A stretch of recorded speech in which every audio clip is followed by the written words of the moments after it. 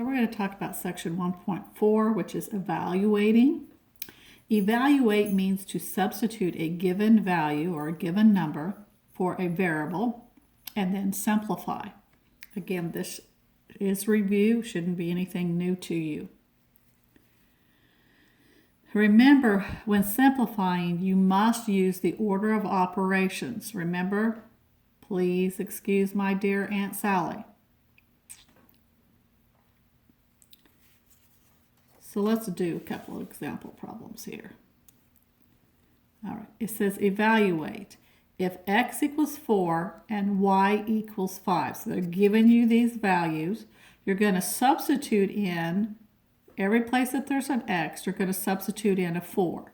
And every place there's a y, you're going to substitute in a 5. And that's what it means to evaluate. So here I'm going to write 4 squared plus 4, and this y is a 5. Remember, that means times, so I need to put in a times symbol. Otherwise, you'll end up with 45. You want 4 times 5. Once you have plugged in or substituted in the values for the variables, you now need to simplify using the order of operations. Remember, hopefully you've got them down by now, but if not, go ahead and write please excuse my dear Aunt Sally. So, are there any parentheses? No. Is there an exponent? Yes, 4 squared. So I'm going to take care of that first. Is there any multiplication and division from left to right as it appears? Well, here's a multiplication, so I have to take care of that and bring that straight down. And is there any addition or subtraction from left to right? Yes, there is. So 16 plus 20 is 36. That is your final answer. Let's look at another example. Again, they're still assuming that x equals 4 and y equals 5. So in this case, there's a y. I'm going to plug in 5. X is 4. Y is 5. I have now substituted my values. Now I need to simplify. I'm going to say, please excuse my dear Aunt Sally. So is there any parentheses? Yes, right here. So that means I need to do what's inside the parentheses first. So 4 plus 5 is 9. So I'm going to write this as 9, keeping it in the parentheses because there is a square outside the parentheses. Next, I've taken care of everything inside the grouping symbol. Now, are there any exponents? Well, here's an exponent. That means 5 times 5 times 5. Which is 125. And this 9 squared means 9 times 9, which is 81. Is there any multiplication and division? No. Is there any addition or subtraction? Yes. Here we need to add, and we get 206. So basically, evaluating is just substituting in and then simplifying, which you did simplification or the order of operations on section 1.2.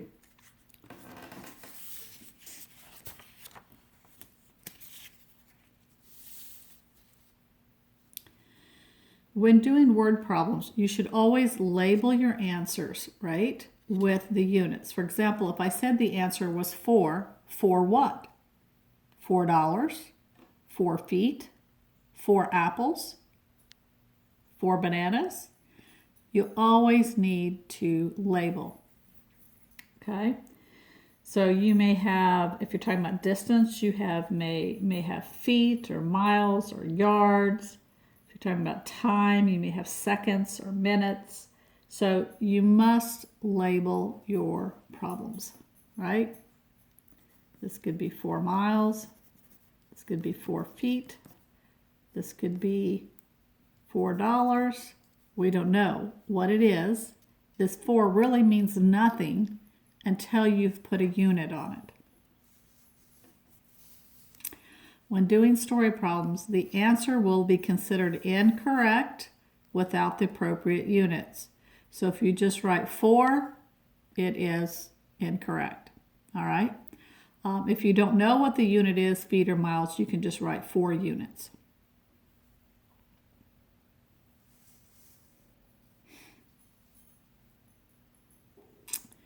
The other thing you need to know is that when you're adding and subtracting, only numbers with the same unit can be combined. Only numbers with the same unit can be combined. For example, 3 feet plus 5 feet is 8 feet. So 3 feet plus 8 feet is 3 feet plus 5 feet is 8 feet.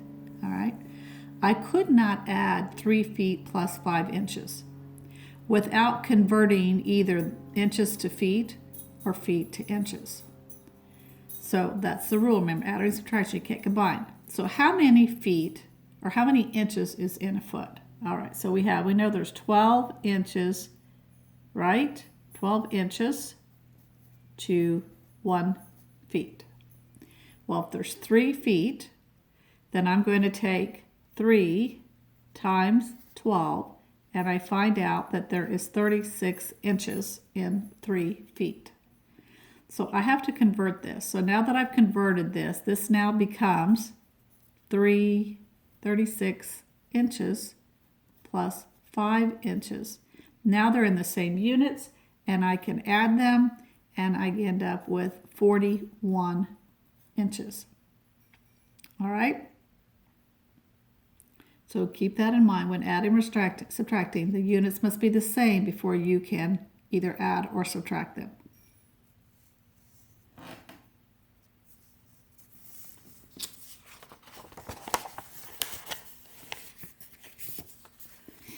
Okay, now in multiplication and division, units are combined in the operation. And so necessarily you don't have to convert. If you're talking about area, your answer is going to be a square units, or you might write units squared. Or if you're talking about feet, you'd write feet squared in your final answer. If you're talking about volume, you would write cubic units or units cubed. Or if you're talking about feet, it'd be feet squared, or feet cubed, excuse me. So remember, volume has to be cubed, areas need to be squared. And we'll do some of those problems to refresh your memory.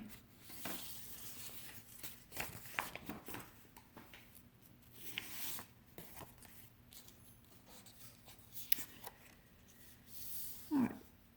For this section, you may need to review or learn some basic formulas. Like, what is the perimeter of a rectangle? Well, the perimeter means to add up all the lengths of the sides.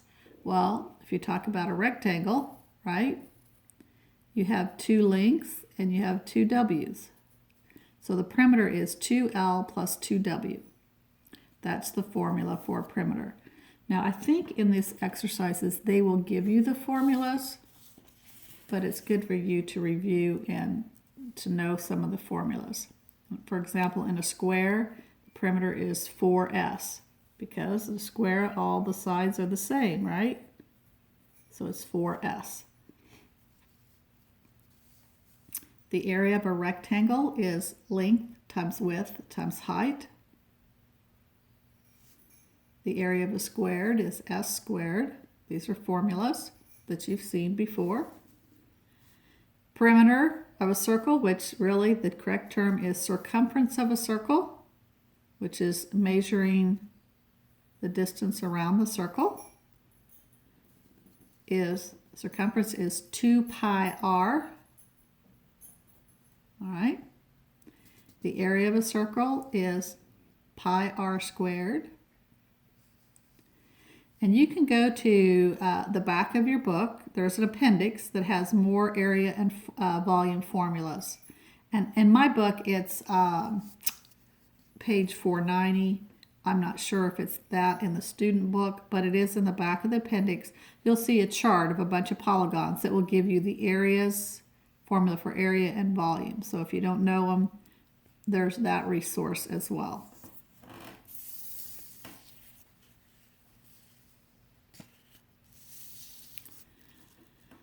So in example 1.4b, it says find the area of a circle if the radius equals 3 feet. Well, the area of a circle, the formula is area equals pi r squared. So you're going to, basically what you're doing when you're working with formulas is you're evaluating the given information. So we want to find the area. The area equals pi, and they tell you that r is 3 feet in fact. So you're going to substitute in 3 squared, for r, and then you're going to simplify.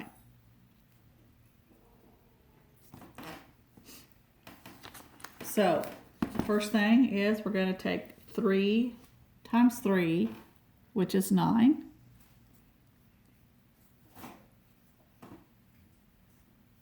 And you need to know that pi is the same thing as 3.14.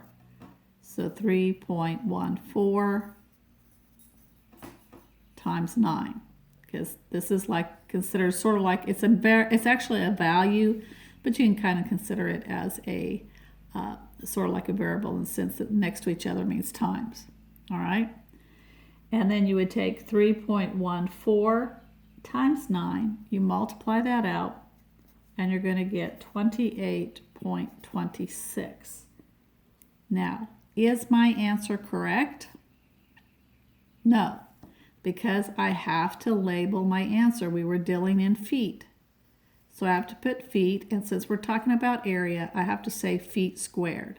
So the answer is 28.26 feet squared. This would be your final answer. Now you're not supposed to be using your calculators at this point, not until section 8. So when you multiply this out, you need to do it longhand. Okay. Now we have example 1.4c. It says find the volume of a cylinder with the base and the radius. With the base radius, is 5 feet and the height is 12. So here's a picture of what they're talking about. You have a cylinder. The height of the cylinder is 12. The radius for the circle on the bottom is 5. And then that same thing with the circle on the top. Okay? So, and they're wanting you to find the volume. In other words, how much would it take to fill up this? If you were thinking of a cup, for example, a cup or a pop can, those are cylinders. So this is the formula, pi r squared.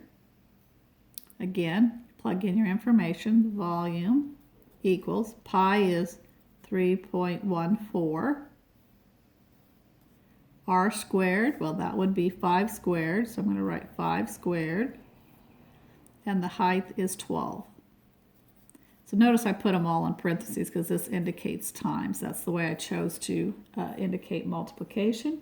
And now I just need to go ahead and simplify. All right, now normally you would multiply from left to right, okay? But remember we talked about that commutative property, and since this is all multiplication across here, it doesn't matter if I switch these. So I'm going to go ahead, first of all, I'm going to take care of my exponent. And 5 squared is 25. And this is 12. And you're going to go ahead and multiply that out. And when you multiply these three things out, you end up with 942. We're talking about feet. When you're dealing in volume, it's cubed. So when you deal in area, it's squared. Volume, it's the units cubed. So 942 feet cubed would be your answer.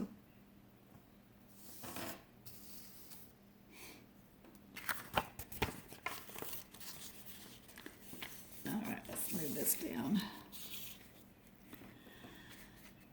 Then another formula you might have has to do with converting Celsius and Fahrenheit. So this one says convert 68 degrees Fahrenheit to Celsius. Now again, the book is giving you the formulas to use. So when you want to take Celsius, you know, if you're given the Fahrenheit and you want to find the Celsius, you would use this formula. So again, just plug in your given information. Plug in meaning evaluate, right? The Fahrenheit was 68 minus 32. And now we need to simplify. Remember our order of operations, we have to do what's inside the parentheses first. So 68 minus 32 gives me 36. Bring everything else straight down. And then when you take 5/9, all right, let's go ahead and do that. I'm going to say 5/9. I'm going to put this over 36 over 1 because 36 over 1 is the same thing as 5/9, right?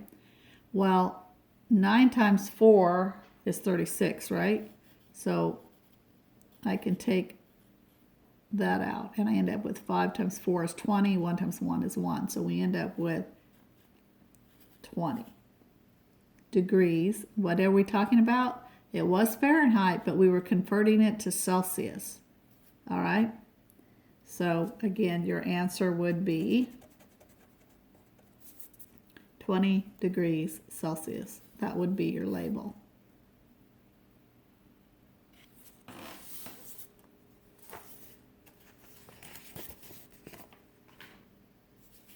Another formula that you will probably be given, it's found on page 13, and this is one that you'll need to know, is simple interest formula. Okay, this has to do with money, banking. Very important formula to know. Simple interest formula, which states the interest equals PRT. P standing, so let's just say I represents the amount of interest earned.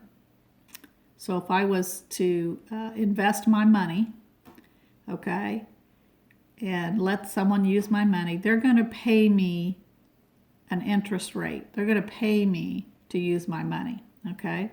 So the amount of interest earned would be how much in addition they pay me. They have to pay me back what I originally gave them plus some more. So the interest is the amount of the interest earned. P stands for the original amount or the original principal that was either invested or borrowed. So if I invested, I'm making money. If I borrow money, then I'm paying someone else to use their money. Okay? But P stands for the original principal or the original amount that you either invested or borrowed. R stands for the annual interest rate, annual meaning 1 year. So the rate in which they will pay you per year. And T stands for the time of investment or loan. It must convert the units to years, okay? So the time of the investment of the loan. The rate is always, it'll set up, it'll say annually. Sometimes they'll say the rate is biannually. That means twice a year, but for now we're talking about just annually.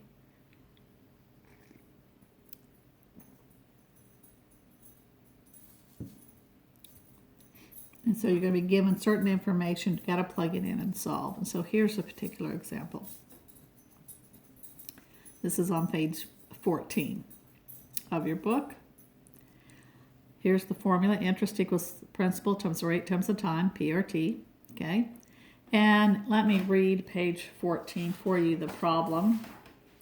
Everybody would turn to page 14 and look at 1.4c. It says calculate the simple interest earned in 3 years by investing $4,000 in a bank account that earns 6% interest annually. Okay, the rate is 6% interest annually. So we're going to find out what does the interest end up being. So we're going to plug everything in that we know. Well, the principal amount or the amount that we're putting into the bank is $4,000. The rate is 6%. And the time is 3 years. Now, I'm going to go ahead. Remember, we're talking about money here, right? So I'm going to go ahead and put 4,000.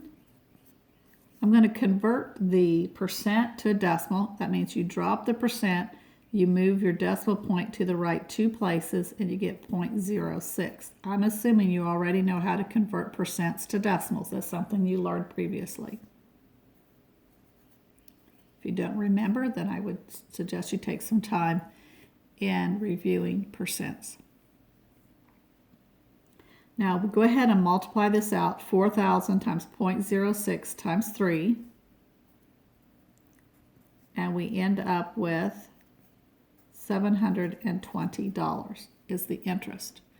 So if I left this 4,000 into the bank, I left it there, let them use it for 3 years, I would have earned an interest of $720. What that means is I still have my principal amount that they would have to pay me, plus the money I earned by allowing them to use it. So if I was to pull it out, they would end up giving me $4,720. I made money. I made $720 by letting someone use my money, by investing it. That's an easy way to earn money. You didn't have to do anything for it. You didn't have to work 40 hours a week or whatever. So this is make money work for you is a very good way to make money work for you. And to earn more money is by investing. Since we're talking about investing, I would encourage you, once you're of age to work, that you set a goal that you're going to invest $100 a month. If you start at age 18 investing $100 a month, by the time you retire, you will be a millionaire. If you wait, if you don't start at 18 or 16, if you wait till you're 26 to start investing, you would not be a millionaire. So time does make a difference. The sooner you start, the younger you are that you start investing, the more money that you're going to make.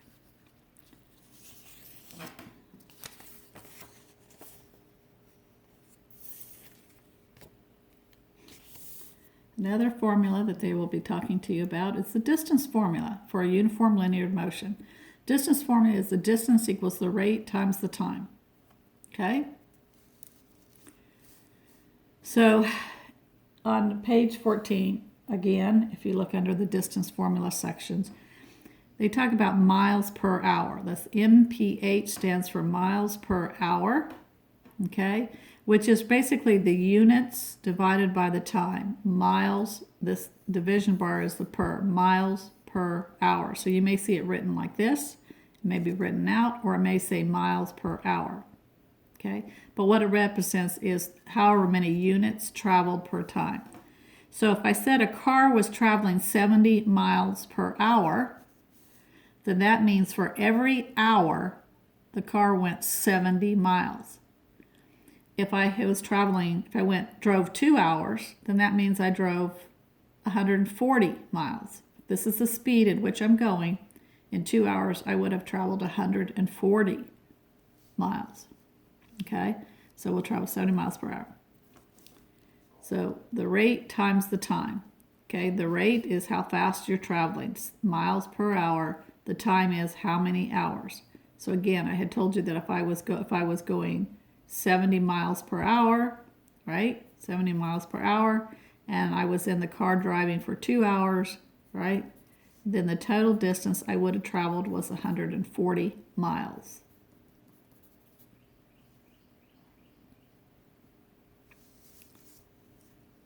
One of the examples they give you in 1.4F is they said, find the distance covered by a car traveling 65 miles per hour for 3.5 hours. So again, you're going to plug in your given information to find out how far we traveled. Well, we were traveling 65 miles per hour, and we were in the car driving for 3.5 hours, 3.5. Multiply that out, and I end up with 227.5. Now, what is my unit? This answer is not correct until I put my unit. Remember, we're talking about distance. We're talking about how far I traveled. And since they're talking about miles, then the distance is 227.5 miles is how far they traveled.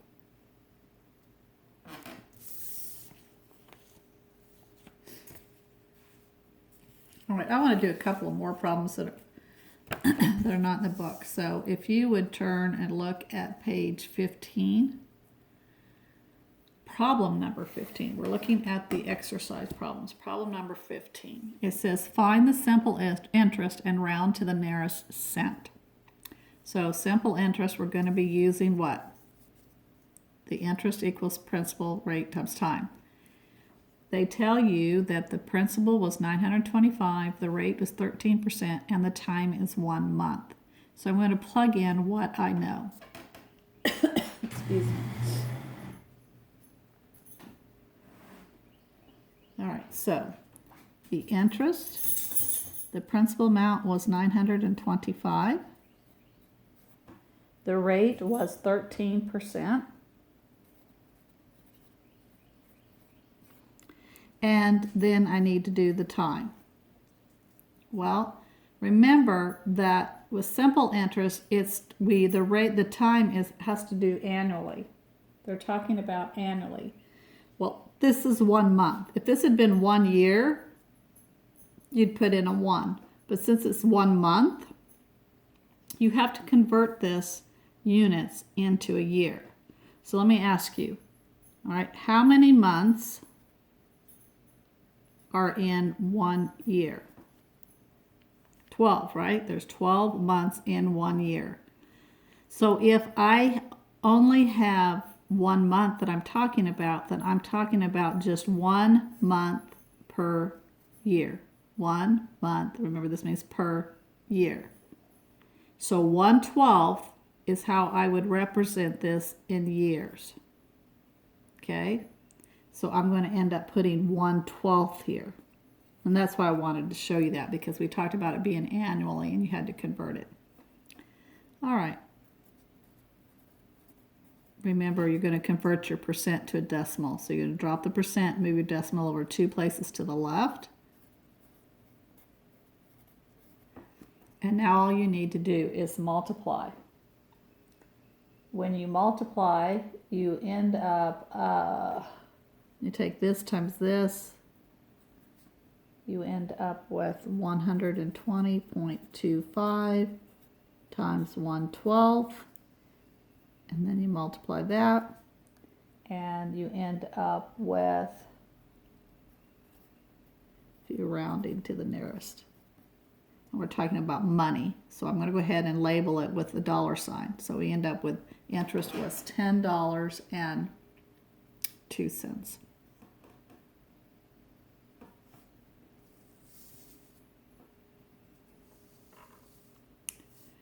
I also want to do problem number 19 in your homework. It's talking about distance. Distance equals rate times time, right?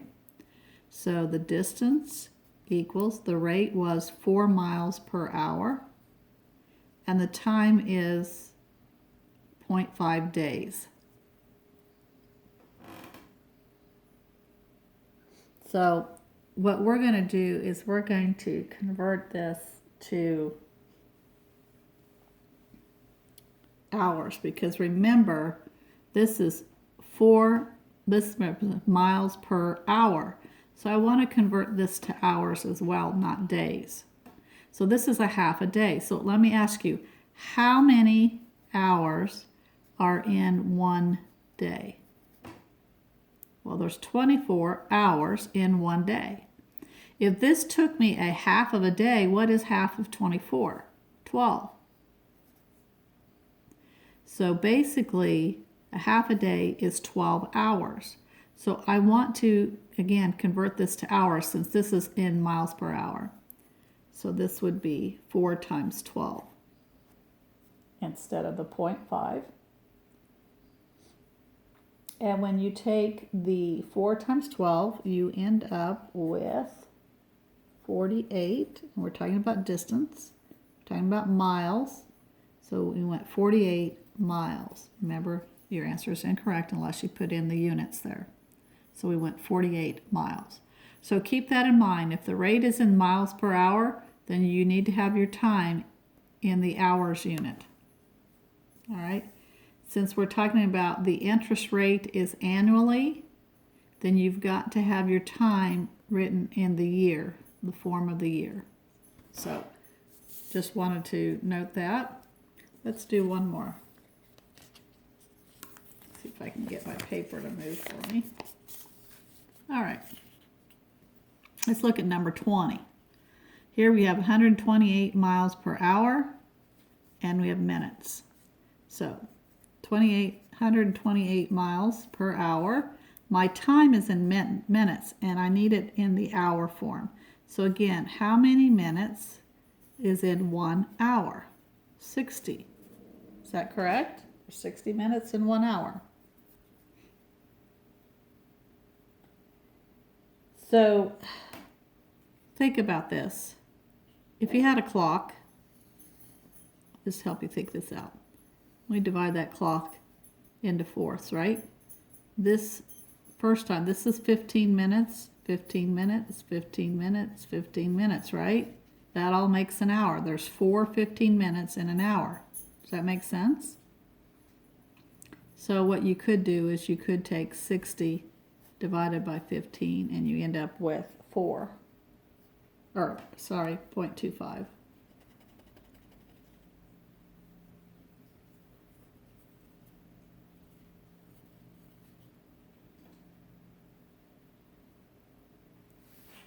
No, you end up with, sorry, I'm messing up. Okay, so it's 15. How many minutes per hour? Minutes per hour, right? This reduces to 1/4. 1/4 as a decimal is 0.25. Okay? So you could have either written 1/4 here, or you could have written 0.25 for your time. But you've got to convert it in hours. Because remember, it's 15 minutes, so it's 1/4 of the hour. Because you have 1, 2, 3, 4. It's 1/4 of the hour, which converts to 0.25. Now that you have everything in hours, then you can multiply straight across, and you end up with D equals 32. We're talking about miles. So in 15 minutes, they would have drove 13 miles. This car was moving pretty fast, 128 miles per hour in 15 minutes. I'm thinking we're talking about a race car here, right? So if they're racing in 15 minutes, they would have gone 32.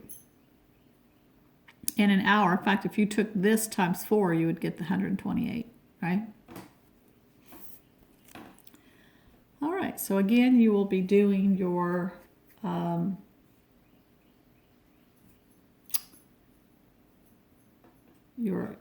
this the icons only. I recommend that you don't use your calculator, but if you're struggling for time, or if your mom says you can use your calculator, that you're someone that needs to use it, I will make an exception, but I prefer that you don't use your calculator on